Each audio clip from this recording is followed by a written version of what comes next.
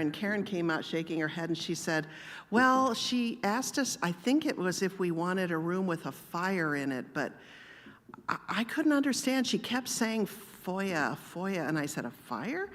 And she said, yeah, I don't know what she was talking about. And she asked us if we wanted to dance and sing, and I said, no, just we want to go to sleep. So that was fine. So she came out to the car, we got our things inside, and we settled into our room. We were exhausted, we had been driving all day.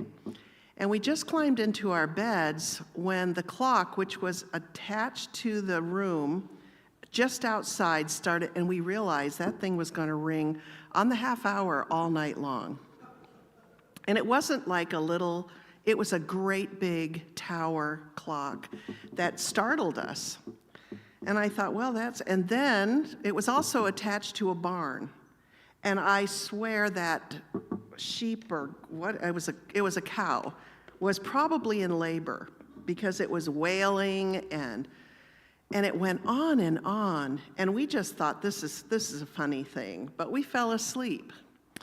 And along about 1 o'clock, all of a sudden there was singing and dancing downstairs and a lot of noise. And then I put two and two, I looked outside and there were all the fire brigade trucks outside. And she was trying to tell Karen that the firemen were going to come and sing and dance in the hotel downstairs under our room. And we thought, oh, now sleep will never happen. And we just laughed and laughed at how we could have made this mistake. Well, we had some Ambien with us, and we took our Ambien and put some chairs up under the doorknobs, and we went to sleep and slept soundly with all the singing and dancing and who knows what else was going on down there, with the cow giving birth, with the bells ringing. It's really important that when you need something, you know how to ask for it. And in relationships, whether it's work or whether it is a romantic relationship or whether it's siblings or parent to child, teacher to student, it's so important to be able to know how to communicate clearly. There are some really bad results of not communicating clearly. What we know is that people who don't communicate well in an organization cost the company millions of dollars per year. We can see the number up there, which is just astronomical when you think of how much money is lost. How that happens is that, especially let's take a hospital, for example, if doctors and nurses are not communicating well together, what happens is that you get kind of a standoff, and then you're not you can't carry out the orders that you heard.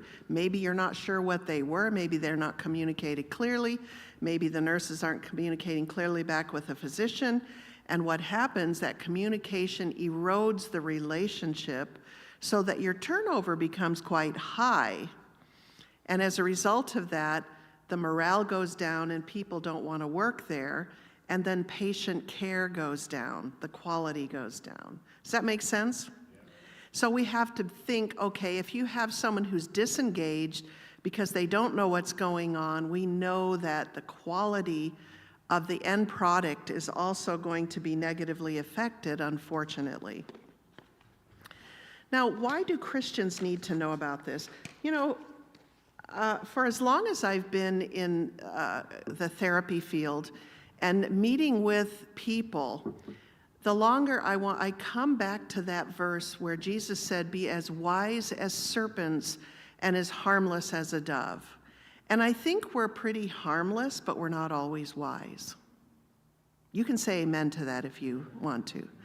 And the challenge is that we don't want to hurt anyone. We don't want to say something that's ungodly.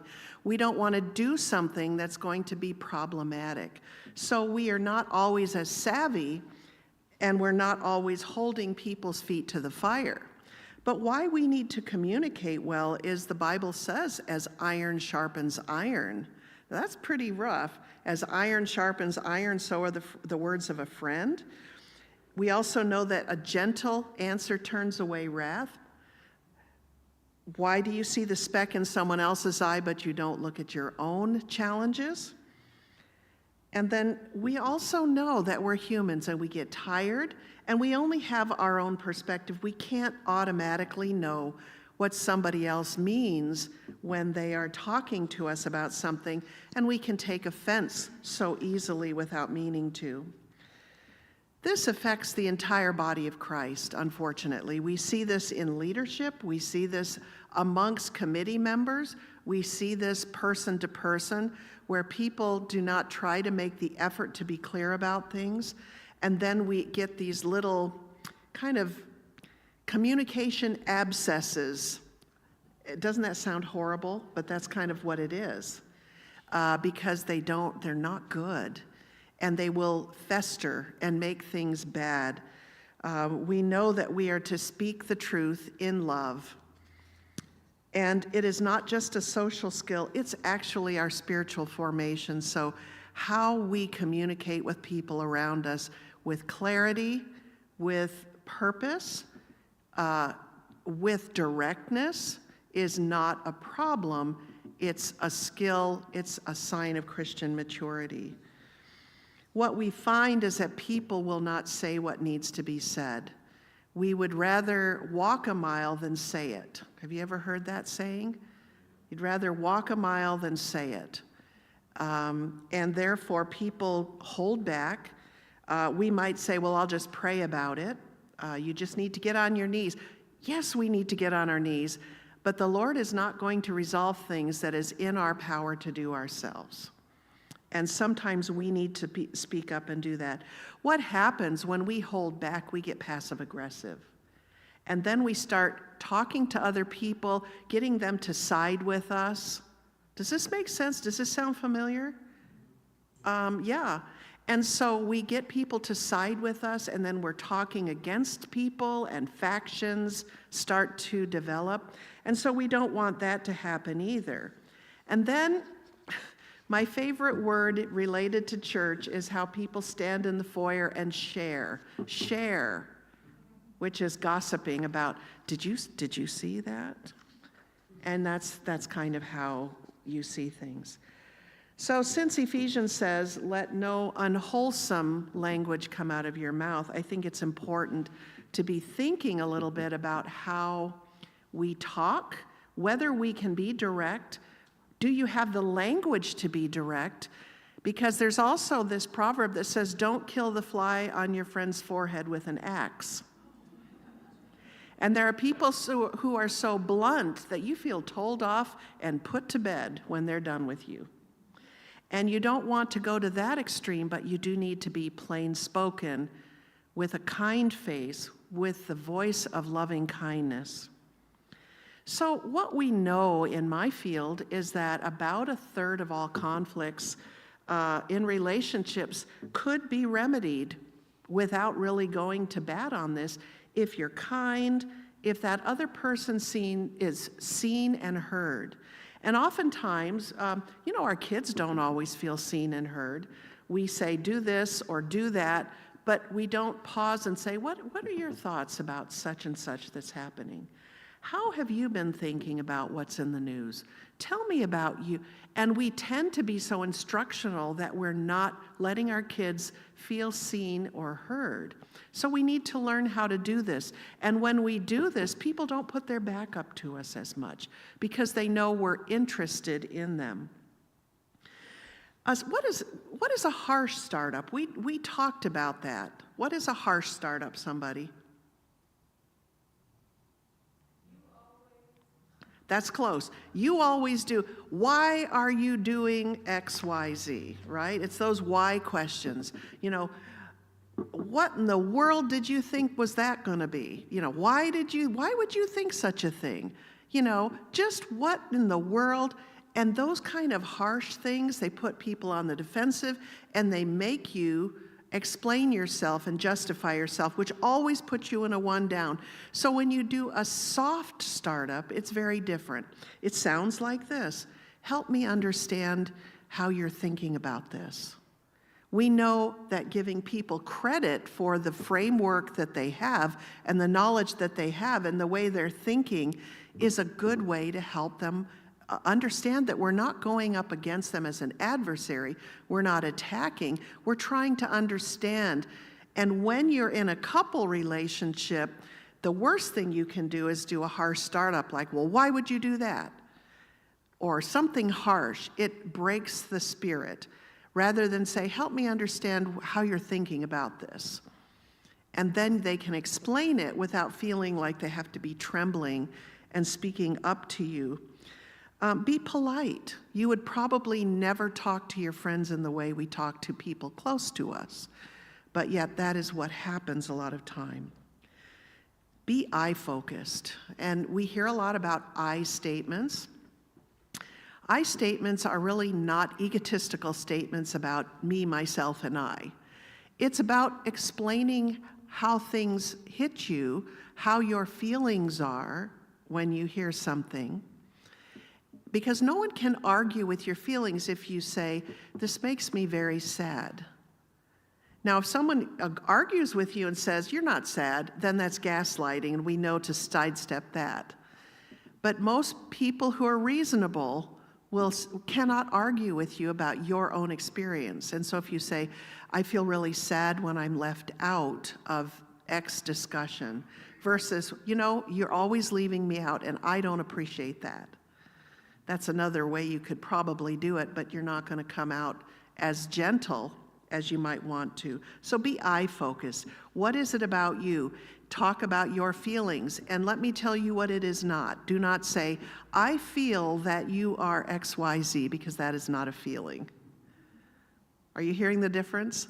Feelings are glad, sad, angry, annoyed, frustrated, all those feeling words. Feelings are not, I feel that you don't blah, blah, blah. Okay? So use I statements, because it actually makes you more transparent and more accessible to the other person. So what we do want to do is we want to avoid, at all cost, defensiveness, and we want to avoid this escalating retaliation that happens, because if we go that route, pretty soon we're saying things that are irrational, we look dumber and dumber, and we're holding on to a point that doesn't really help us at all. And we're going to see an illustration of when this happens.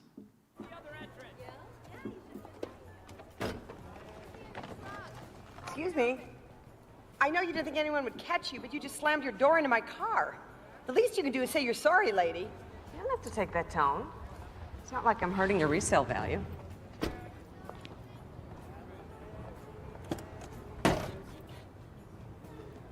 I'm sorry. See? Like that.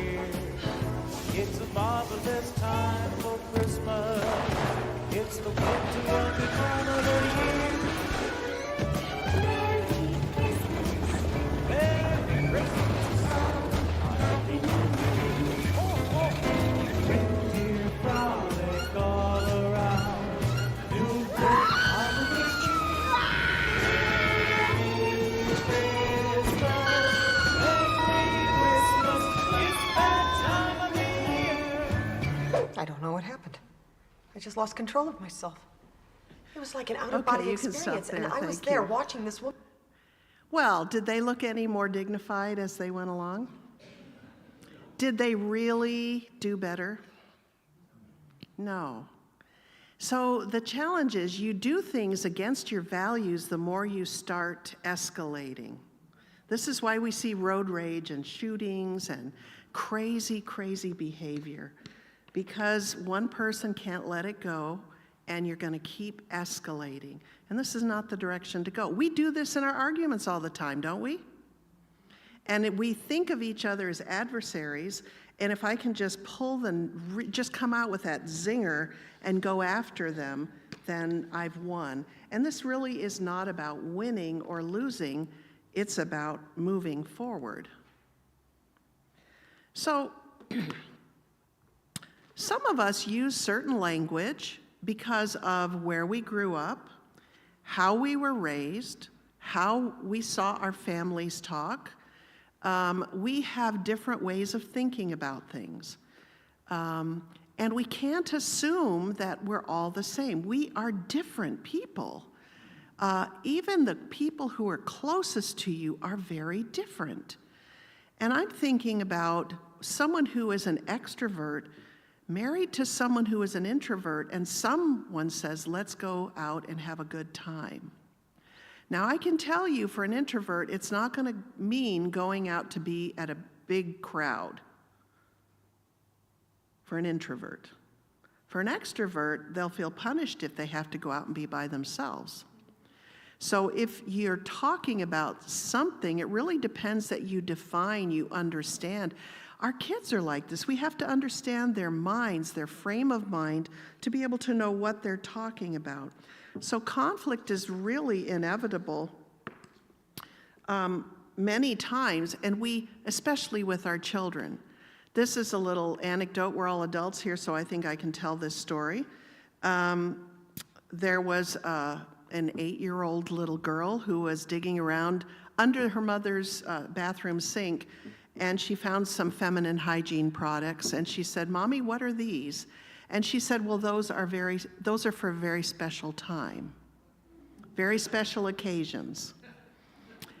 And so she said, "Oh, that was satisfactory for an 8-year-old." Well, the pastor came to dinner, and the daughter said, "Can I set the table?" "Yes." And so everyone walked into the dining room, and there under each fork was a feminine hygiene product. And everyone just paused. And of course, the woman of the lady of the house her eyes got big, and she said, "Honey."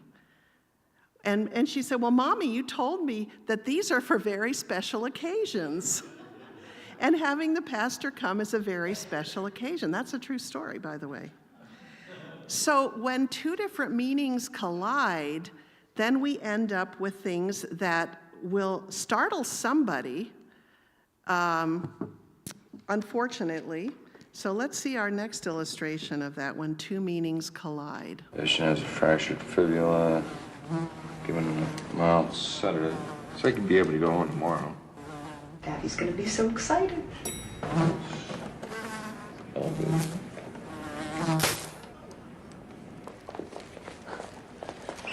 That killed him.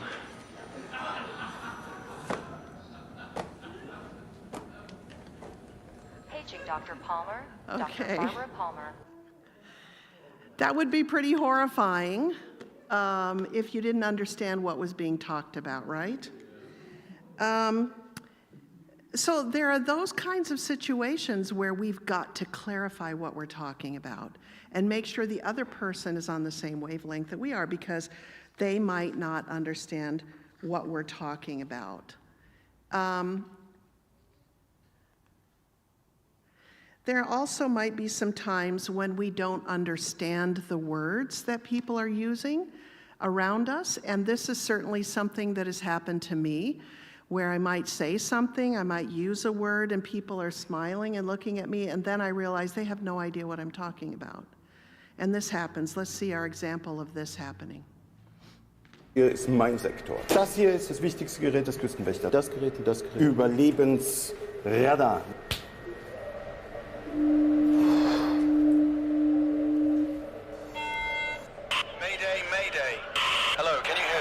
Can you hear us? Can you... Over. We are sinking. We are sinking. Hello? This is the German Coast Guard. We are sinking. We're sinking.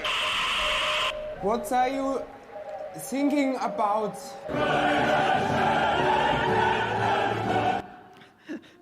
Well, that would be a tragedy.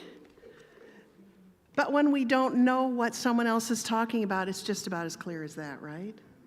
Have you ever tried to talk to somebody and you get this kind of a response? So we have to pause and we have to break down what we're talking about and what we mean.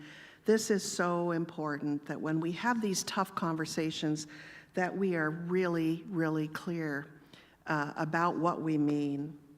So let me give you a little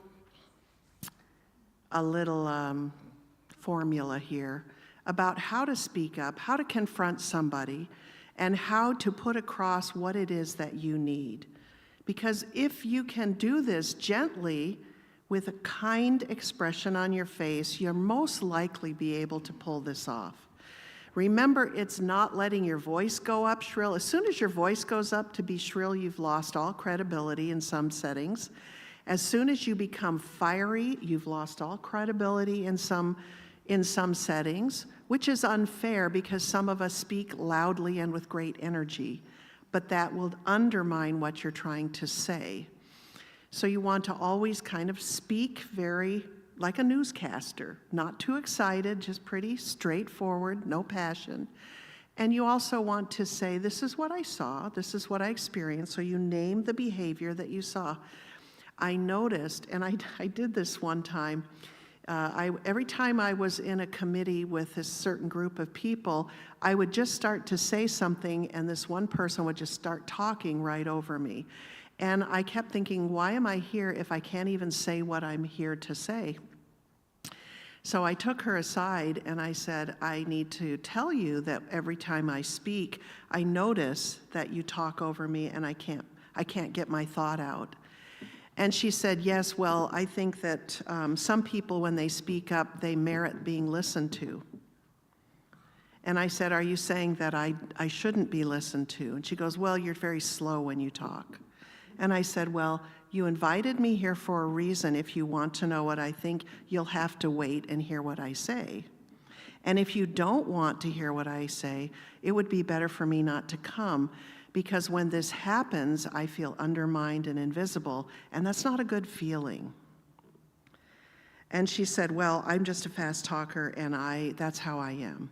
And I said, and I'm a slow talker, and this is how I am. And I smiled right at her.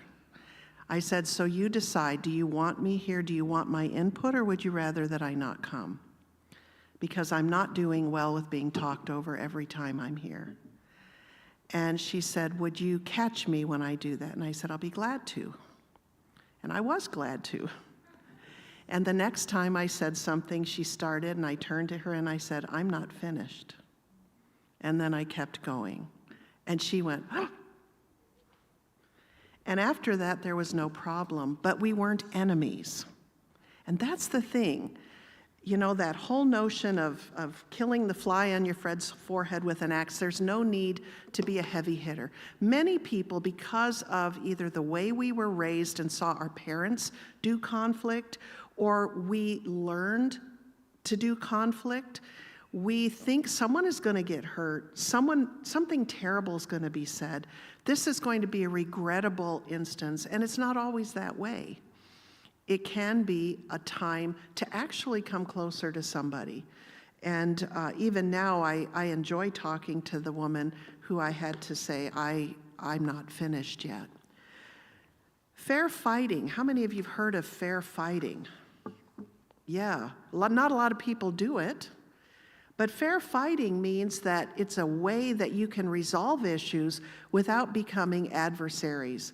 And this is something that you want to take on, not with the idea that one of you is going to come out the winner, because you'll both be winners if you can see through the whole process. But without seeing through the whole process of this, no one can be a winner.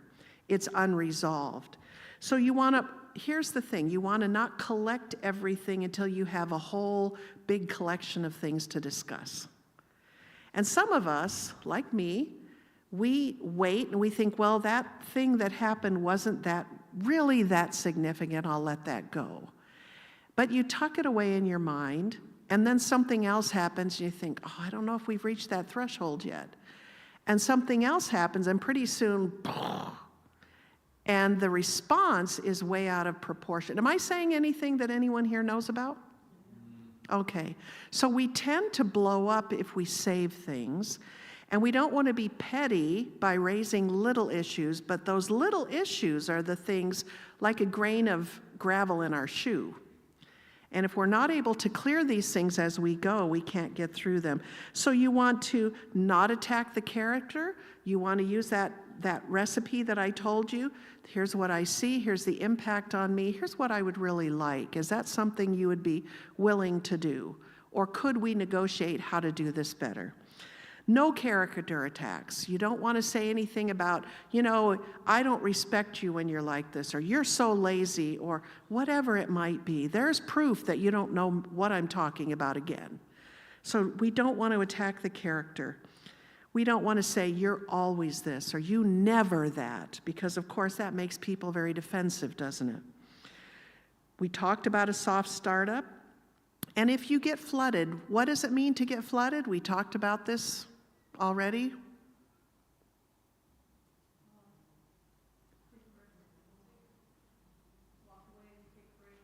Right, we walk away and take breaks, and when we're flooded, we feel like we might blow up, or we are going to start yelling or doing something regrettable. And that's when we say, wait a minute, I need to come back in a few minutes and finish the conversation, or you apologize, or you do some other kind of repair attempt. Humor if it won't completely minimize the other person. And you want to listen to understand how they're thinking.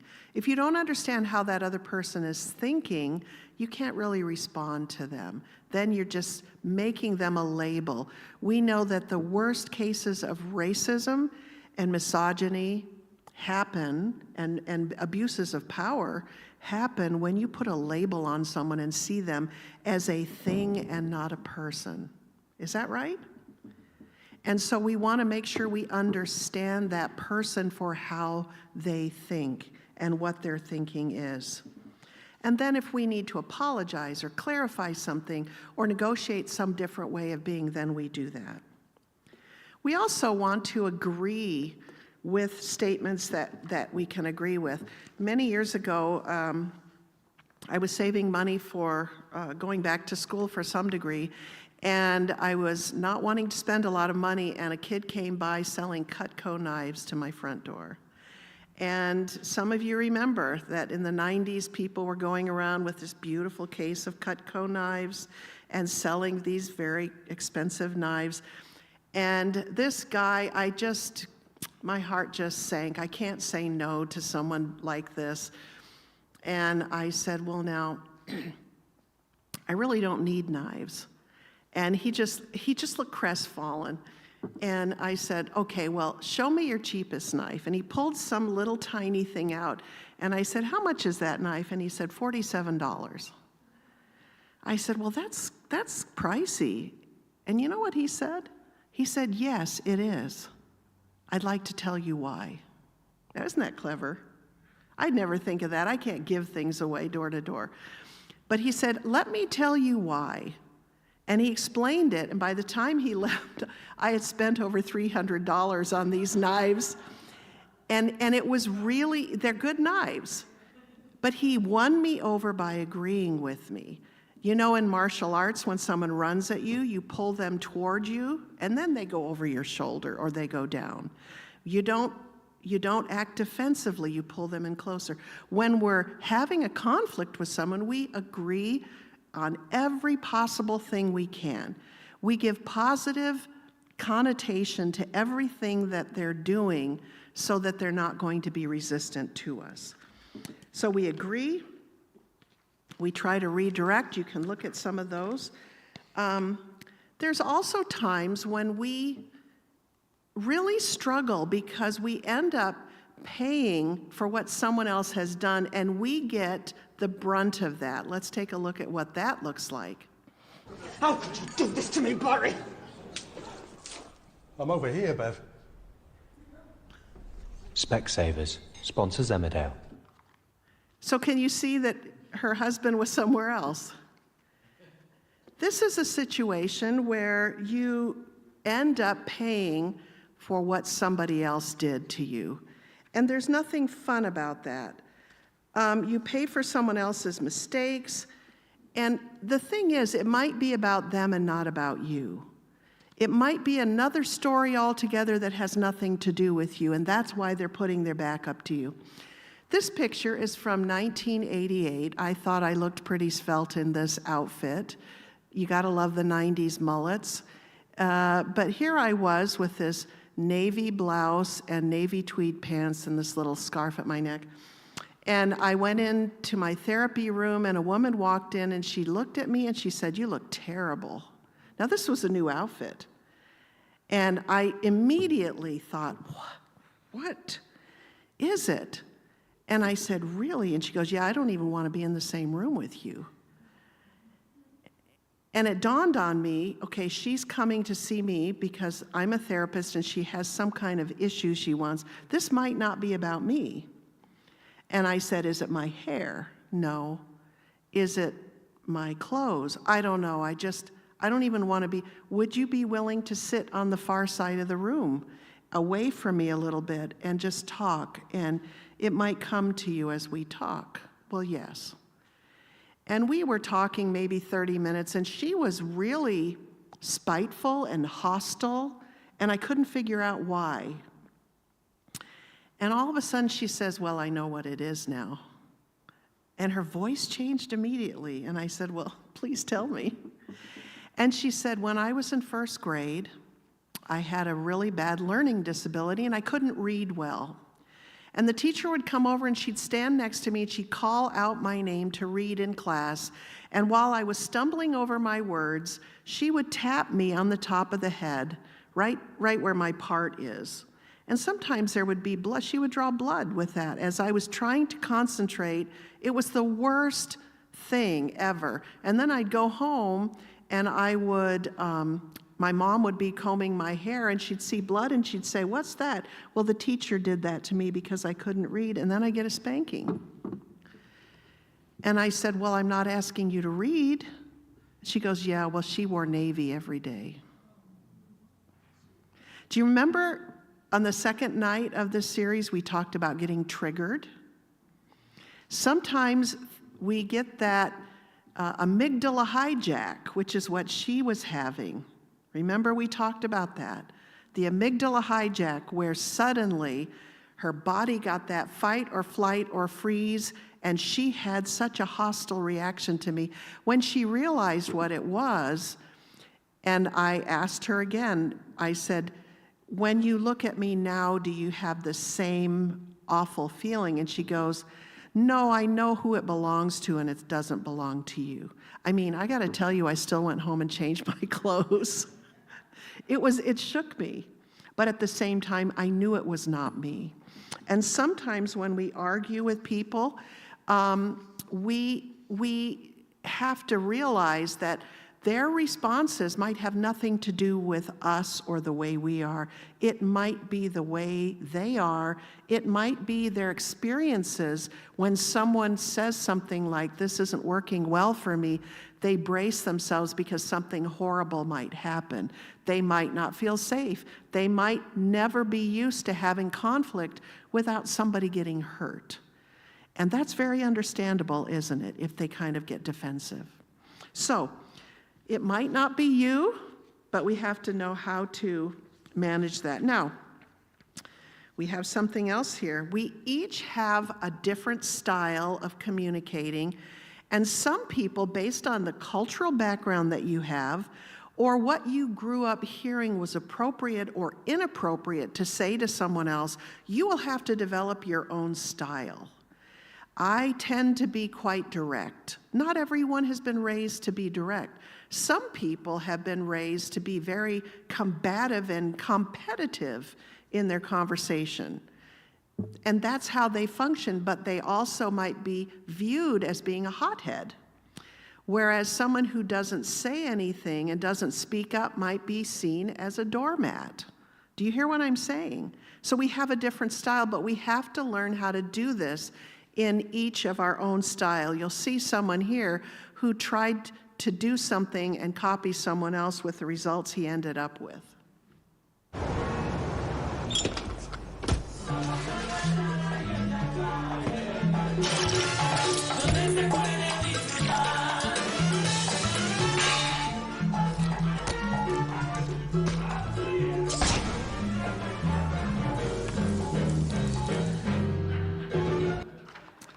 Well, that is one of my favorite ads. It doesn't always work well for everybody, does it? And this is what I mean when I say we've got to figure out how we can manage this, how we can do this. There's something else we really need to learn how to do too, and that is we have to learn how to interpret ourselves, because sometimes our face says something different than what's in our heart. Now, I think I mentioned on the first night that someone said, when you're in academia, you will forever be behind. And that's been true for me. And I'm not a very linear person. It was one reason why I struggled as a nurse to be on time and do these timely things. And that's just not my personality. So for me to have to run around and be on time and have things organized is a bit of an effort for me. I can do it, but it's not my norm. So imagine my surprise when one day I was sitting in my office and some students were in the break room right next to where my office was, and I heard one of them say, "Watch out for Hernandez. She is mad all the time." And that is so, I'm so rarely angry. And I was stunned, and I sat there, and I thought, what? And they didn't know I could hear them. And I thought, what in the world? Why would someone say that about me? And I had tears. I thought, I just about give my heart and soul to teaching, and why do they think I'm angry? And I couldn't figure it out. And I sat there for a long time, put my computer down, and I sat there. And then it dawned on me, they see me racing through the halls with a very intense look on my face because I'm usually behind, or I'm trying to get somewhere on time. And when they see that face, they fill in the gap and they assume that I'm angry about something. Does that make sense? And there I am racing along. It's like, do I have all my stuff here? And I'm racing to get to class, and I'm wondering, because I'm winging it half the time, how is this going to, do I have this figured out? And when I realized that they thought I was angry because of what my face looked like, I thought I need to be more mindful of how I look and the tone of my voice, and I need to interpret that when I wake up and I'm in a foul mood, that's on me, it's not for them to pay for. And so I would say things like, well, I'm behind today, so you're going to see me running through the halls with a furrowed brow, frantic, but boy, am I glad to be here today. How's everybody? Do you hear that? Or when you wake up in the morning and you're a bear and your brain doesn't go on until about 10. You can't make your family pay for it. But if you say, oh, you know, it was a tough night. I'm not very vocal this morning, and move on, but it's not you. We have to interpret ourselves. I challenge you sometime to look at pictures of yourself, to look at yourself in the mirror. What do people see when they see your face? Some of our faces would stop a clock. We just look like we're angry. We look upset. We look a certain way. And sometimes this is a face that God gave us. But we have to learn to connect, because people will fill in the gap with whatever is going on in their heads, and they're going to think that we're angry, upset, that we're worried about it. So translating ourselves is really important. Another thing is being very transparent with how we are, how we're feeling, and being vulnerable with somebody that we're trying to have a conflict with. So when we are talking with someone, we need to sometimes fall on the sword and say, you know, I'm not very good at this. Or to say, you know, what I want to tell you is that it scares me to have this conversation because I'm afraid things will come out in a way I don't want them to. That's being quite vulnerable, wouldn't you say? And then when people hear that, they're going to give you some grace. But without being vulnerable, we can't really have a close connection with people. And so I do want to encourage you that if you're really looking to deepen a relationship, you have to be a lot more transparent and honest.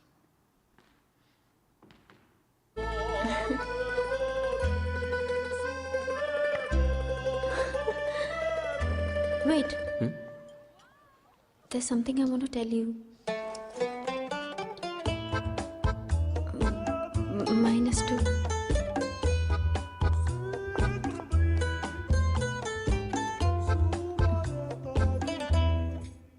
Even I have something to tell you. Huh? Lasting relationships are based on transparency, like what Geojit BNB Paribas shares with 4.5 lakh customers. I love that. You know, when you're dating someone and you're in that limerence phase, you don't want them to see all this, right?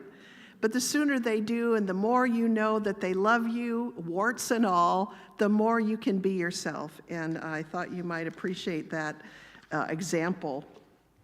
So what I want to say is that we also need to learn how to be assertive. And assertiveness is not being harsh or domineering. It's not being aggressive. It's not shouting at people. It's being gracious and saying basically what we need. You know, in couple research, there are some very interesting findings about couples where one is able to speak up and the other is unable to speak up. And in those couples where one person can speak up and the other one cannot or doesn't feel that they have the right to, that person who can't speak up always feels somewhat victimized. Because you have to kind of do what the other says. You can't say anything. And that's not a good feeling. Even in the healthiest relationships, one person who holds back and doesn't speak up usually feels that they have a deficit. And so it's really important to be able to speak up and say what you need to say in a kind and a gracious way. I also want to say that we need to be pretty concrete when we say what we need. And here is an argument that I've heard in couples therapy more times than I can tell you. She will say, I need you to be here for me. And he says, well, I'm right here. No, you're not there for me. I am. What else do you want me to do? I'm right here. Right? Does this sound familiar? And so you have to be concrete with what it is that you need. And whether it's being here for someone or I need you to listen without giving me advice, or what would be helpful for me is if you would put your arms around me for just a moment, or if you would give me a moment to just say the whole thing that I need to say. We have to be concrete. And sometimes now this is, I'm being very gender specific here, but the research shows that women tend to talk together to connect, not to necessarily exchange information. And men talk more about exchanging information. This is why at church potlucks, the women, after the meal, they're cleaning up and they go in the kitchen and they're talking about having their last child and how long they pushed and how long their labor was. And everybody knows a story, but everyone's delighted to be talking together. And it's like the guys are standing by the punch bowl and saying, so, what kind of horsepower do you have in that thing? It's a different kind of communicating. And so sometimes women will just say a lot of things because they want to feel connected and they want to be heard. And it's important to hear it and not to say, well, you've already told me that. And also to learn to speak each other's language as well. There's another thing while I'm talking about some gender-based differences, and that is that there is something called double speak, a double voice and single voice. And I think this is something, if you know nothing else after this talk, I hope you take this home. Because this has made a huge difference in a lot of couples. And it's not on your notes, so you won't find it there. There was a very interesting study of young 3-year-old children. This researcher back in the 80s wanted to find out if it's nature or nurture how children talk and whether they bring gender biases into their conversation when they're very small, or whether they learn it from parents or watching TV or what it is. So they took groups of 3-year-olds and put them in a playroom. And in that playroom, there was like a little plastic kitchen area. And there was a big bowl of plastic fruit with a great big pickle in it. And that was the largest item in that bowl. And of course, they thought everyone's going to want that and they're going to fight over it. And then we're going to hear how they do language. So they would take 3-year-old boys and put them in there. And the little boys would go in there roiling into the room, and they'd see that they'd all lunge for the pickle. And one of them would say, "Give me that. I want that. No, you can't have it. It's mine. I want it." So they each said exactly what they wanted, and they were unequivocal about one message that they were giving. You hear that?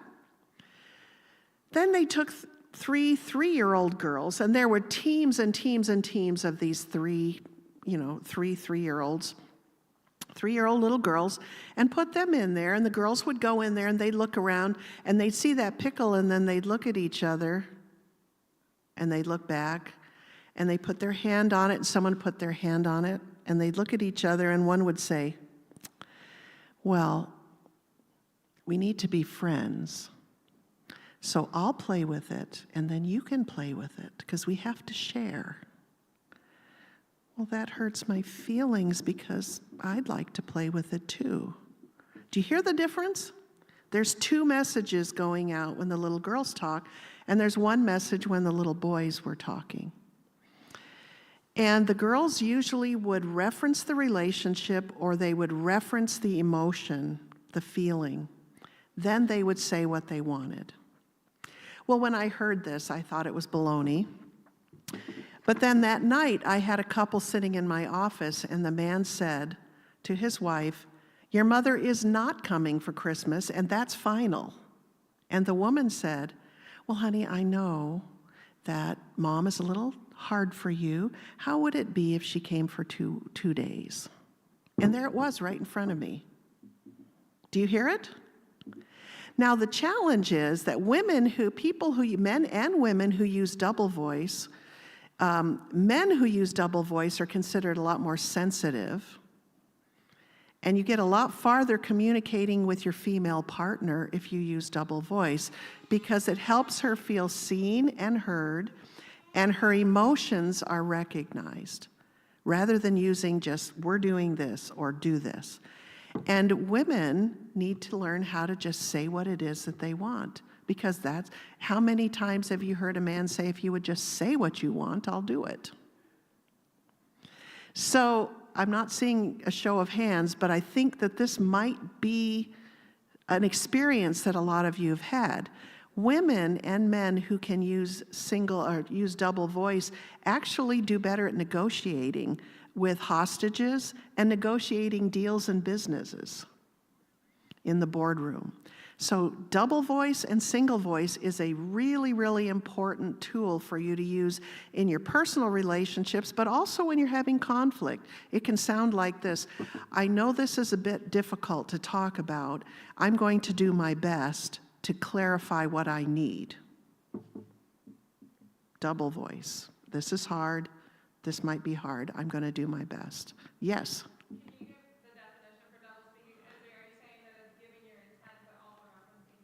So what double voice is, just to clarify, is you're acknowledging the emotion of the other person or yourself. It's usually the other person or the experience of the other person, and then you're asking for what you need. So that's the double part of it. It's not just an unequivocal statement of what you need, it's recognizing the emotional context of it and then asking for what you need. Now, we have something called mom voice. Come in here now. We know that voice, and that's single voice too. So we have to know when to use those. But using double voice can be very, very helpful. So to close with here, failure to confront leads to resentment, broken trust and division in the body of Christ and our personal relationships, because we are to speak the truth in love so we can grow in every respect into the mature body of Him who is the head that is. Just want to go to this slide. This is the biosphere in Arizona, Oracle, Arizona. It's a place that has all of these different natural habitats indoors. And these places were created to try to preserve natural plants in case of some kind of disaster in the country. At least there would be some kind of a seed bank. And so there's like the Mandrake Grove area, there's a desert area with desert flowers, there's Sequoia Grove growing in there. So there are all these different things growing in the biosphere. What they noticed is they put pure water, they put pure air, they put the exact temperature that everything needed to grow in there. And about 2 years in, the trees all started to die. They would just kind of implode and rot and drop from the inside out. And they thought, what's going on? All the trees were dying. Why would that be? And what they didn't realize is that there was no wind in there. Because you can't develop a very strong tree trunk if it doesn't have to learn how to bend with the wind, right? And I think this is why we live in a world, besides we're in a world of sin, but we can't really be strong if we're not learning how to cope with all of the conflicts of life and find language to be able to get through some of these things tactfully, graciously, and each time we feel like we might die having these conversations. It's scary. And don't expect that the first time you try this that it'll be perfect and you'll say, yep, it was just like she said, because it won't be. You'll stumble over your words, you'll get part of it right, the other part will not come out well. But following this over a period of time, you get better and better, so it's more and more natural for you to be a warm place where conflict and difference of opinions are safe to reside. Does that make sense? So it's something we learn how to do. Just like if we want to grow up into Christ, we have to have some of these adversities and ways to really learn about it. So I hope this gives you some things to think about in communication. Did you learn anything different or new tonight? And you got a couple belly laughs in about a couple things too. Tomorrow night we're going to be talking about trauma and when our bodies live in survival mode and how some of the internal states of our minds put us there and what we can do about that. So we'll look forward to that. Let's have a closing prayer then. Lord, thank you for being the one who has been always direct and clear with us. Thank you for speaking to us through providence, through your own voice, through the voice of the apostles, through the scriptures, and through the love and the warmth of people around us. Help us to learn how to be gracious and how to speak plainly and clearly so that we have no guile, but we're not saving things up so that we blow up at another time, because we know we don't honor you when that happens. Lead us and guide us and help us to develop those skills and those ways to communicate with others so that as we consider our role to reconcile the world to you, it is done in a voice of loving kindness, gentleness, that we can indeed be as harmless as a dove, but also as wise as serpents. We thank you, Lord, for empowering us and giving us the grace to do these things. In the name of Jesus, amen.